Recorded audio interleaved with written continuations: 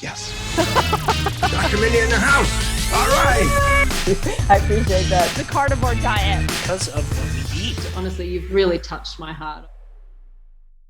What is disconnection syndrome, and how did you guys come up with this? Where was this birthed from? I think we're all looking at ways to understand what's going wrong. There's a really weird scenario where, in theory, we have everything we think we should need to be happy, to be healthy, and yet we aren't, right? We're not that healthy. We're not that happy. So something's going wrong.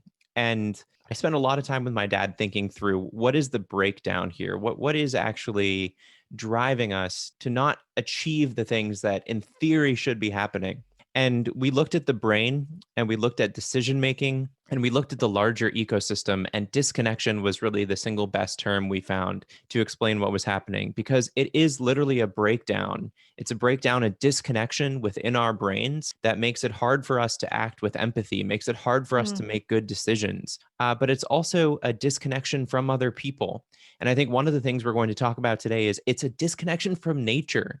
It's a disconnection from the outside environment. And, you can go through everything. You can say we're disconnected from our bodies, disconnected from our diet. And I think that, again, as a terminology, it helps to use that as a term, because then you can understand how the solution is reconnection. And you can do that in a variety of ways. And I want to be clear on this. I am not advocating for people to have to go out and do everything explicitly that I say. I think any form of connection is meaningful when the default is disconnection. Even if your brain is wired for bad choices, for low empathy, there are things that you can do to enhance what's called neuroplasticity. I'm sure it's not new to listeners of this show, which enables you to literally modify that wiring in a positive way. We can do it, and we can change our brains to make better decisions and better actions. What we put into our bodies, what we give our bodies, food or nature or exercise, provides the pathway to rewiring our brains.